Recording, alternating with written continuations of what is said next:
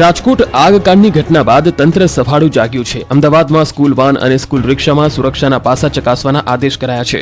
બીજી તરફ અમદાવાદના આરટીઓ તંત્રની ઘોર બેદરકારી પણ સામે આવી। સ્કૂલ વાન અને સ્કૂલ ઓટો રિક્ષામાં ફિટનેસ સર્ટિફિકેટ અને પાસિંગ વર્ષ 2020થી બંધ કરાયેલા છે, જેને લઈ સ્કૂલ વર્ધી એસોસિએશન છેલ્લા 1 વર્ષથી પાસિંગ માટે રજૂઆત કરી રહ્યું છે, પણ તેમ છતાં આરટીઓ તંત્ર મૂકબધિર બનીને બેઠું છે। અનેક રજૂઆત કરવા છતાં ફિટનેસ સર્ટિફિકેટ ન અપાતા સ્કૂલ વાનના ચાલકોમાં નારાજગી છે। આરટીઓ તંત્રની બેદરકારીને લીધે ફિટનેસ સર્ટિફિકેટ વગર ગેરકાયદે 15,000 સ્કૂલ વેન અને ઓટો રિક્ષાઓ દોડી રહી છે। સ્કૂલ વર્ધી એસોસિએશન દ્વારા વિદ્યાર્થીઓની સલામતી માટે ફિટનેસ સર્ટિફિકેટ અને પાસની માંગ કરાઈ હોવા છતાં આરટીઓ તંત્ર આંખ આડા કાન કરતું જોવા મળ્યું। બીજી તરફ સ્કૂલ વર્ધી એસોસિએશન આક્ષેપ પર આરટીઓએ સ્પષ્ટતા કરી કે નિયમ પ્રમાણે હોય તેને ફિટનેસ સર્ટિફિકેટ અપાય છે। ફિટનેસ માટે એપ્લિકેશન કરવાની હોય છે। 2020 પછી કોઈ ફિટનેસ બંધ નથી। હાલ પણ ફિટનેસ સર્ટિફિકેટ આપવાનું ચાલુ છે। 12 જેટલા મુદ્દાઓની ગાઈડલાઈનનું પાલન કરવું પડશે। સ્કૂલ વાન કે રિક્ષાઓમાં વેકેશન ખુલતા આરટીઓ ચેકિંગ હાથ ધરશે। એટલું જ નહીં, વાન અને રિક્ષામાં ઓવરલોડ વિદ્યાર્થીઓ ભર્યા હશે તેની સામે પણ કાર્યવાહી થશે। રાજકોટમાં આગકાંડ બાદ શિક્ષણ તંત્ર જાગ્યું। ભયજનક સ્થિતિમાં ચાલતી શાળાઓની પણ થશે તપાસ। રાજકોટની આગની ઘટના બાદ અમદાવાદ જિલ્લા શિક્ષણ તંત્ર એક્શનમાં આવ્યું છે। પતરાના શેડમાં કે ભયજનક સ્થિતિમાં ચાલતી શાળાઓની પણ થશે તપાસ। પતરાના શેડમાં બાળકોને અભ્યાસ કરાવવો જોખમી છે, છતાં તંત્રની મીઠી નજર હેઠળ રાજ્યભરમાં પતરાના શેડમાં શાળાઓ વર્ગો ચાલી રહ્યા છે, તેને બંધ કરવામાં આવશે। અમદાવાદના સેજપુર વિસ્તારમાં અંકુર સ્કૂલને આપવામાં આવી નોટિસ। શાળાઓની તપાસમાં અન્ય 2 શાળાઓ ફાયર એનઓસી રિન્યુ બાકી હોવાનું સામે આવ્યું। વિજયનગર સ્કૂલ અને આશીર્વાદ સ્કૂલને ફાયર એનઓસી સમયસર રિન્યુ કરાવી લેવા અપાઈ સૂચના। અત્યાર સુધીમાં અમદાવાદની 300 સ્કૂલમાં કરવામાં આવી છે તપાસ, ત્યારે સુરતની તમામ શાળાઓમાં ફાયર સેફટીને લઈને તપાસ કરવામાં આવી। જિલ્લા શિક્ષણ અધિકારીએ તપાસ માટે 120 કર્મચારીઓની ટીમ બનાવી। શાળાઓ ખુલ્યા બાદ વિદ્યાર્થીઓ, શિક્ષકો તેમજ આચાર્યોને આગની ઘટનામાં કઈ રીતે રક્ષણ મેળવવું તે બાબતની તાલીમ આપવામાં આવશે। રાજ્યભરની સરકારી કચેરી, ગેમ ઝોન અને હોસ્પિટલમાં ફાયર સેફટીને લઈને લાલિયાવાડી। પોરબંદર જિલ્લા વહીવટી તંત્રએ શહેરના તમામ કોમર્શિયલ સ્થળોએ ચેકિંગ હાથ ધર્યું હતું। પોરબંદર છાયા નગરપાલિકાના અધિકારીઓ, પીજીવીસીએલના અધિકારીઓ તથા પોલીસની ટીમે સિનેમાઘરો, મોલ અને ટ્યુશન ક્લાસીસમાં ફાયર સેફટીને લઈને ચેકિંગ કર્યું હતું। મોટાભાગના ટ્યુશન ક્લાસીસમાં ફાયર સેફટીને લગતા સિલિન્ડર એક્સપાયરી ડેટવાળા જોવા મળ્યા હતા। શહેરની અનેક ખાનગી હોસ્પિટલમાં ફાયર સેફટીનો અભાવ જોવા મળ્યો હતો। પાલિકાએ તમામ સામે વધુ કડક કાર્યવાહી હાથ ધરી હતી। આ તરફ વડોદરામાં 8 ગેમ ઝોનના માલિકો પર તવાઈ બોલાવી। લાયસન્સ ન લેનાર 8 ગેમ ઝોન સંચાલકો સામે ગુનો દાખલ થયો। મોલમાં આવેલા ગેમ ઝોનના સંચાલકો સામે કાર્યવાહી થઈ। પોલીસ પાસેથી પરફોર્મન્સ લાયસન્સ મેળવ્યું ન હતું। કેટલાક ગેમ ઝોન સંચાલકો પાસે ફાયર એનઓસી ન હતા। તો ભરૂચનું તંત્ર પણ સફાળું જાગ્યું। ફાયર સેફટીના અભાવે હોસ્પિટલને કરાઈ બંધ। અંકલેશ્વરના કામદારો માટેની એકમાત્ર ઈએસઆઈસી હોસ્પિટલને ફાયર સેફટીના અભાવે બંધ કરાઈ। હોસ્પિટલે તમામ દર્દીઓને તાત્કાલિક બીજી હોસ્પિટલમાં શિફ્ટ કર્યા। ઈએસઆઈસી હોસ્પિટલને 1 મહિના સુધી કરાઈ છે બંધ। સુરત તંત્ર એક્શનમાં, સિનેમાઘર સહિત 109 મિલકતો સીલ। રાજકોટમાં મોતની આગ લાગ્યા બાદ રાજ્યભરનું તંત્ર એક્શનમાં આવી ગયું છે। સુરતમાં ફાયર સેફટીને લઈને તંત્રે તવાઈ બોલાવી છે। સુરત મહાનગરપાલિકા દ્વારા શાળા, કોલેજ, હોસ્પિટલ, રેસ્ટોરન્ટ, સિનેમાઘર સહિત 109 મિલકતોની એક જ દિવસમાં સીલ મારવામાં આવી છે। સુરત મહાનગરપાલિકા દ્વારા એક જ દિવસમાં mall, shopping centre, textile market, commercial complex, શાળા, કોલેજ, રેસ્ટોરન્ટ, સિનેમા હોલ અને હોસ્પિટલ જેવી માતબર મિલકતો પર તવાઈ બોલાવી છે। રાંદેર ઝોનમાં restaurant, banquet hall, car workshop, food corner, children hospital, garba class અને ટ્યુશન ક્લાસ સહિત 15 મિલકતોને સીલ કરવામાં આવી છે। લિંબાયત ઝોનમાં હોસ્પિટલ, ટ્યુશન ક્લાસ, નર્સરી, શાળા, પ્રીસ્કૂલ મળીને 20 મિલકતોને સીલ મારી છે। અઠવા ઝોનમાં ખેલઘર, ગેમ ઝોન સહિત કુલ 4 મિલકતોને સીલ કરી છે। સેન્ટ્રલ ઝોનમાં એક સાથે 12 હોસ્પિટલને બંધ કરી દેતા ફફડાટ ફેલાયો છે। તો કતારગામ ઝોનમાં રેસ્ટોરન્ટ, હોસ્પિટલ, કોચિંગ ક્લાસ સહિત 29 મિલકતો, ઉધના બી ઝોનમાં હોસ્પિટલ, કિડ ઝોન, શાળા, ટ્યુશન ક્લાસ, સિનેમાઘર અને રેસ્ટોરન્ટ તેમજ સ્પોર્ટ્સ કોમ્પ્લેક્સ સહિત 29, વરાછા એ ઝોનમાં શાળા, હોસ્પિટલ સહિત 22 મિલકતો, ઉધના એ ઝોનમાં શાળાઓ, ટ્યુશન ક્લાસ, હોસ્પિટલ સહિત કુલ 29 મિલકતોને સીલ મારી। ફાયર સેફટી અને બીઓસી વગરની મિલકતોને તાત્કાલિક અસરથી સીલ મારવામાં આવી। રાજકોટ અગ્નિકાંડ બાદ હવે કોર્પોરેશન તંત્ર સફાળું જાગી અમદાવાદના ફાયર એનઓસી મામલે દોડધામ કરી રહ્યું છે। 2 દિવસમાં 52 જેટલી બિલ્ડિંગોને સીલ કરી છે, ત્યારે વિપક્ષ કોંગ્રેસે કમિશનરને મળી હોબાળો કર્યો છે। મ્યુનિસિપલ કમિશનર એમ ધન્નારસનને આવેદનપત્ર આપ્યું છે। આ ઉપરાંત તેમણે નાના અધિકારી નહીં, એચઓડી લેવલના અધિકારીઓ સામે કાર્યવાહી કરવાની વાત કરી છે।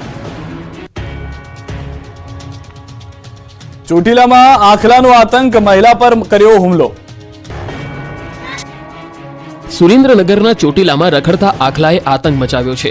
સુરેન્દ્રનગર જિલ્લામાં રખડતા ઢોરનો ત્રાસ હવે માથાનો દુખાવો બન્યો. આ વખતે એક મહિલાને આખલાએ એવી રીતે ઉછાળી કે મહિલાને સાક્ષાત મોત દેખાઈ ગયું. ચોટીલા નગરપાલિકામાં ફરજ બજાવતા રોજમદાર મહિલા સફાઈ કામદારને રખડતા આખલાએ અડફેટે લીધા. આ સમગ્ર બનાવ સીસીટીવીમાં કેદ થયો. મહિલા સફાઈ કામદાર ચોટીલાના આણંદપુર રોડ પર સફાઈ કામ કરી રહ્યા હતા. તે દરમિયાન આખલાએ તેમને અડફેટે લીધા હતા. દ્રશ્યોમાં જોઈ શકાય છે કે એક મહિલા બજારમાં સફાઈ કરી રહ્યા છે ત્યારે વિફરેલો આખલો મહિલા કંઈ સમજે તે પહેલા જ તેના શિંગડાથી ઉછાળે છે અને મહિલા રોડ પર પડી જાય છે અને એક ઓટલા પર જઈને બેસી જાય છે. ત્યારે આસપાસથી લોકો દોડી આવતા આખલો ભાગી જાય છે. દરમિયાન થોડીવાર માટે તો મહિલાને મોત દેખાઈ ગયું હતું. આ બનાવમાં સફાઈ કામદાર મહિલા ઘાયલ થયા, જેને વાંકાનેર હોસ્પિટલમાં ખસેડવામાં આવ્યા. ચોટીલા નગરપાલિકા તંત્રને અનેકવાર રખડતા પશુઓને પાંજરે પૂરવા રજૂઆત કરવામાં આવી, છતાં કોઈ જ પગલાં ભરવામાં ન આવતા લોકોમાં રોષ જોવા મળ્યો. અમદાવાદમાં પાણી મુદ્દે મહિલાઓ બની રણચંડી.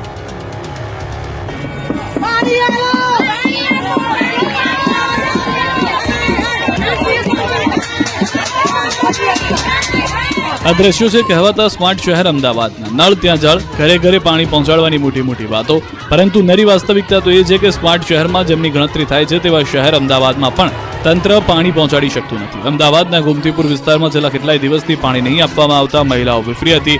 મહિલાઓએ કચેરી પહોંચી હલ્લાબોલ કર્યું. અમદાવાદમાં પાણી મુદ્દે મહિલાઓ રણચંડી બની.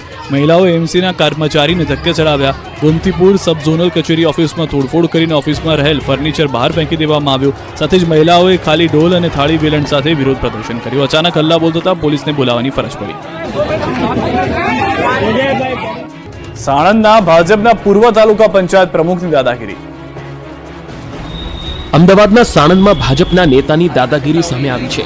અમદાવાદના સાણંદમાં ભાજપના પૂર્વ તાલુકા પંચાયત પ્રમુખની દાદાગીરી કેમેરામાં કેદ થઈ ગઈ. પૂર્વ પ્રમુખે મામલતદાર પર ઘાતક હથિયાર સાથે હુમલો કરવાનો પ્રયાસ કર્યો હતો. દ્રશ્યોમાં જોઈ શકાય છે કે પૂર્વ પ્રમુખ અરવિંદસિંહ વાઘેલા સહિતના શખ્સો ધોકા હથિયારો સાથે હુમલો કરવા આવે છે. મામલતદાર કચેરીએ હથિયાર સાથે અધિકારીને મારવા પહોંચ્યા હતા. મામલતદાર રેડ કરી વાહનો જપ્ત કરતા વિરોધ કર્યો. માધવનગર ખાતે જમીનમાં ગેરકાનૂની માટી ખોદકામની મામલતદારની કાર્યવાહી સામે ભાજપના નેતા ગિનાયા હતા. કાયદાનું પાલન કરવાને બદલે પોતે જ કાયદો હાથમાં લઈને હુમલાનો પ્રયાસ કર્યો. સમગ્ર મામલે પોલીસે સીસીટીવીના આધારે ગુનો નોંધ્યો છે. પોલીસ ફરિયાદ થતા તાલુકા પંચાયતના પૂર્વ પ્રમુખ ભૂગર્ભમાં ઉતરી ગયા છે. માટી ખનન કરતા માફિયાના 2 જેસીબી અને ડમ્પર છોડાવવા માટે ભાજપના પૂર્વ તાલુકા પ્રમુખે કરી હતી ભલામણ. નીડર મામલતદાર નવીનચંદ્ર પટેલ કાયદેસર કાર્યવાહી કરવાની વાત કરતા ભાજપ નેતા ધાર્યું લઈ મામલતદાર કચેરીમાં ઘૂસી ગયા. સુરતમાં બંધક બનાવાયેલા પરિવારનું રેસ્ક્યુ. ફાયર બ્રિગેડે ત્રીજા માળની બાલ્કનીમાંથી દોરડા વડે બહાર કાઢ્યા.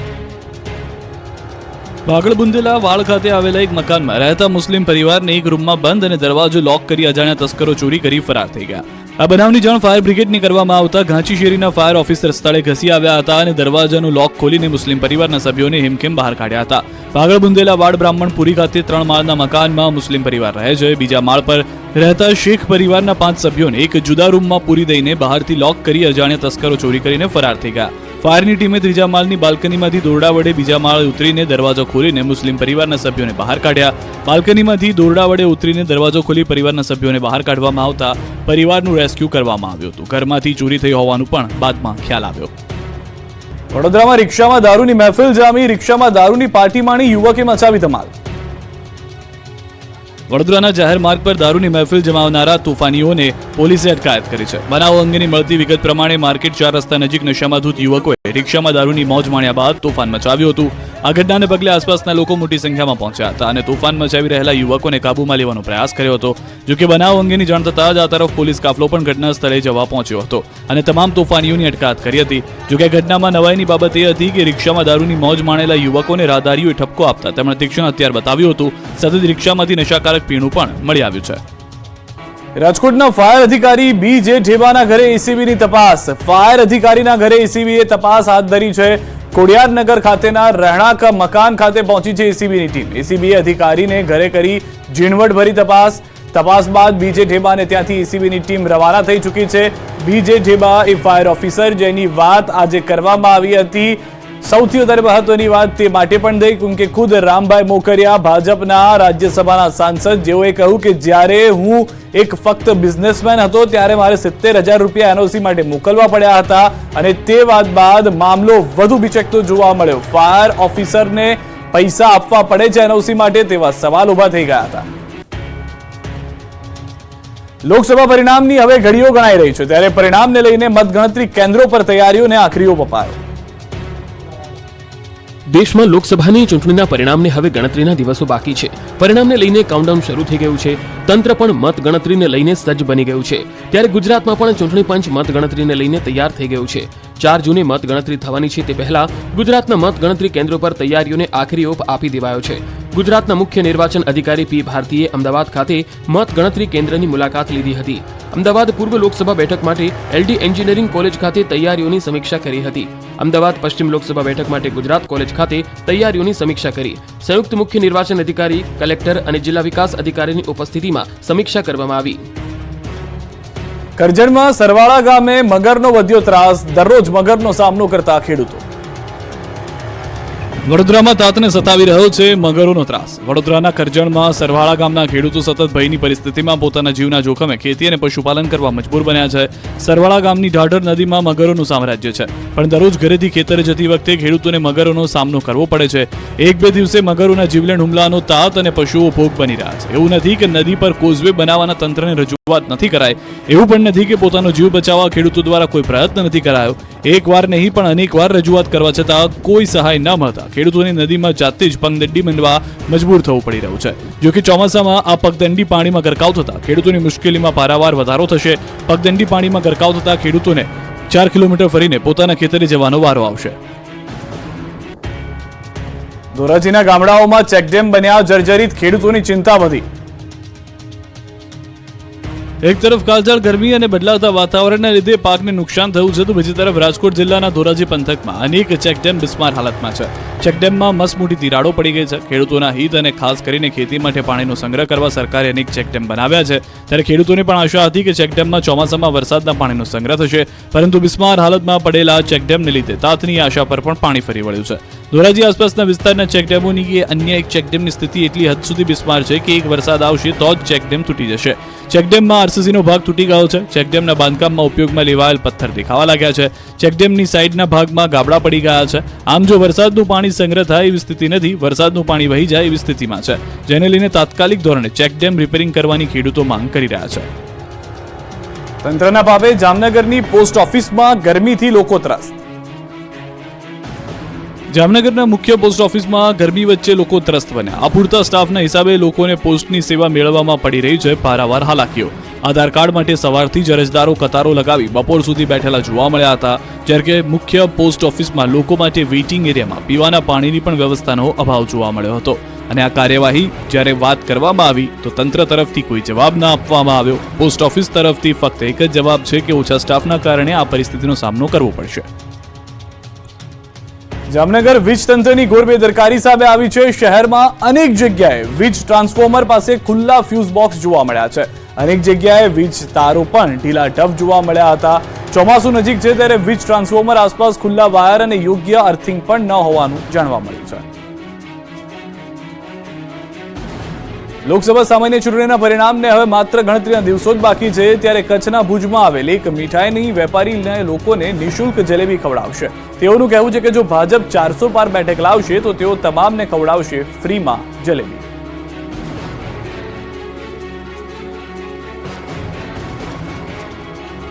આખરી ગરમીમાં જ્યારે માણસ પણ ત્રાહિમામ પોકારે તેવી સ્થિતિ ઉદ્ભવતી હોય છે, તેવામાં છોટાઉદેપુરના વન વિભાગ દ્વારા વન્ય પ્રાણીઓની રક્ષા માટે અનોખી પહેલ હાથ ધરાઈ છે. ઉનાળાની કાળઝાળ ગરમીમાં જંગલમાં આવેલી નદીઓ અને નાળાઓ સુકાઈ જતા વન્ય પ્રાણીઓ માટે પણ મુશ્કેલીમાં મુકાયેલી પરિસ્થિતિ જ નજરે પડી. ત્યારે વન વિભાગે કૃત્રિમ પાણીના સ્ત્રોત મારફતે પાણી પૂરું પાડવાની સુવિધા કરી છે. છોટાઉદેપુરના જંગલમાં દીપડા, રીંછ, શિયાળ, નીલગાય સહિતના હજારો પ્રાણી અને પક્ષીઓ વસવાટ કરે છે. ત્યારે વન વિભાગના પ્રયાસોથી છોટાઉદેપુર જંગલમાં પાણીની 52 કુંડીઓ મારફતે મૂંગા પ્રાણીઓ માટે પાણીની સુવિધા ઊભી કરવામાં આવી છે. છોટાઉદેપુરના 100 થી વધુ દીપડા, 80 થી વધુ રીંછની સાથે મોટી સંખ્યામાં વિવિધ વન્ય પ્રાણીઓનો વસવાટ છે. ત્યારે ઉનાળાની કાળઝાળ ગરમીમાં વન્ય પ્રાણીઓ માટે પાણીની સુવિધા આશીર્વાદ સમાન નીવડી છે. મહેસાણા જિલ્લા સહિત ગુજરાતભરમાં લોકો ગરમીથી ત્રસ્ત છે, ત્યારે ફુવારા સર્કલ નજીક આવેલ દેવોના દેવ ગણપતિ મંદિરમાં ગરમીને લઈને ખાસ વ્યવસ્થા કરાઈ છે. મંદિરમાં પૂજા અર્ચના કરવા આવતા ભક્તો માટે ખાસ પંખાની વ્યવસ્થા કરાઈ છે. તો આખરી ગરમીમાં ઠંડક ભગવાન ગણેશજીને પણ મળી રહે તે માટે ખાસ એસી મુકાયું છે. ગરમીનો પારો વધતા લોકો ઠંડા પીણા સહિત પંખા અને એસીની હવા ખાવા મજબૂર છે.